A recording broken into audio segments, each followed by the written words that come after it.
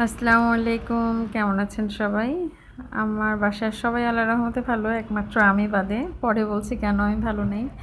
তো আজকে আমি আমের ঝুরি আচার বানাবো। তো আমার বর আমাকে হেল্প করলো, গ্রেটার দিয়ে আমটা কুচি করে দিল।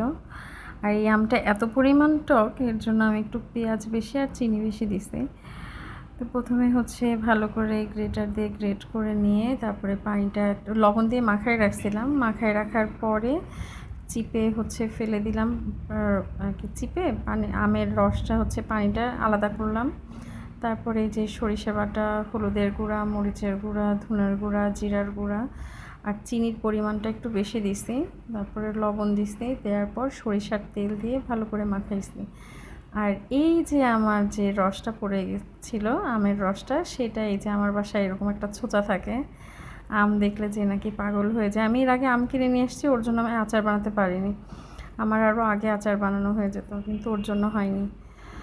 পরে তো এই আমটা অতিরিক্ত টকের জন্য বললাম যে থাক, এটা দিয়ে তাহলে বানাই। যে সুন্দর মতো মাখার পরে আমি সুন্দর করে দুইটা ট্রেতে আর কি, দুইটা খাঁচাতে করে দিয়ে রোদে শুকাবো। তো ছাদে রোদে দিয়ে আসতে গেলাম, দেখি যে অনেক আর কি স্পাইডার লিলি ফুটেছিল। পরে ভাবলাম যে নিয়ে আসি, কখনো তো ঘরে সাজাই না স্পাইডার লিলি, একটু নিয়ে আসি কেমন লাগে। তো ঘরে সুন্দর লাগলো, ভালোই লাগছিল। আর আমার আম শুকাতে 2 দিন লাগছে, আমি বেশি শুকাইনি। আগের বার আমি যখন বানাইছি তখন বেশি শুকানো হয়ে গেছিলো। আর বেশি শুকানোর পরে হয়ে যায় কি, সেটা দাঁতের সাথে লেগে যায়। আর এখানে দেশি রসুনটা দিলে ভালো হতো, আমি ইন্ডিয়ান রসুনটাই দিলাম। দেশি রসুনের আচার ফিমা আবার বানাইছে, এর জন্য আর এটাকে দেশি রসুন দিইনি। তো এই যে কয়েকটা শুকনো মরিচ কেটে আর খাঁটি সরিষার তেল পাংশা থেকে আর কি, আম্মুর কাছ থেকে নিয়ে আসছিলাম, পাঁচফোড়ন সব দিয়ে আর কি হালকা জাল করে নিব, যাতে তেলের ফ্লেভারটা সম্পূর্ণ আর কি একদম ভালো করে উতলাবো না, কোনো রকম একটু ফেনা ফেনা মতো করে হবে, তখনই আমি এটা নামাই নিব। কারণ ভালো করে যদি আমি এটা বেশি অতিরিক্ত গরম করি, তাহলে তেলের যে ফ্লেভার থাকে সেটা চলে যাবে। এর জন্য আমি ওরকমভাবে অতিরিক্ত গরম করব না। আর রসুনটা ওই তেলটা ঠান্ডা হতে হতেই ওইটা হালকা সিদ্ধ হয়ে যাবে, ওইখান থেকেই ভালো লাগবে খেতে। আর এই যে আমার সেই বিখ্যাত, আমার ভালো লাগার একটা কাচের বয়াম, এই জারটা আমাকে আমার মামি গিফট করেছিল।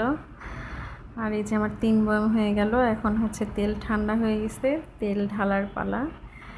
সুন্দর মতো আর কি তেল ঢালার সময় নিচের যে অংশগুলো, সেগুলো মশলাগুলো, সেগুলো যাচ্ছিল না। পরে ওগুলো আবার আমি চামচের সাহায্যে দিচ্ছিলাম। সুন্দর মতো আমার এই যে 3 বয়াম হয়ে গেল খিচুড়ি খাওয়ার জন্য।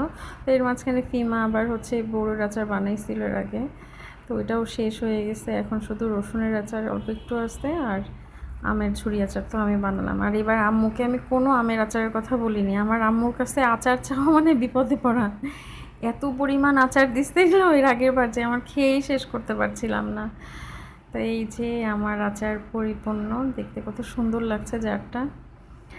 তো সবাই ভালো থাকবেন, আমাদের জন্য দোয়া করবেন। ও, আমি ভালো নেই কেন বললাম, আমার বাসায় অতিরিক্ত গেস্ট ছিল, আমি পুরো একদম ঝরঝরা হয়ে গেছি। এই আমের আচারের মতো আমারও একদম শুকানো অবস্থা আমার নিজের। তো ভালো থাকবেন সবাই, আল্লাহ হাফেজ।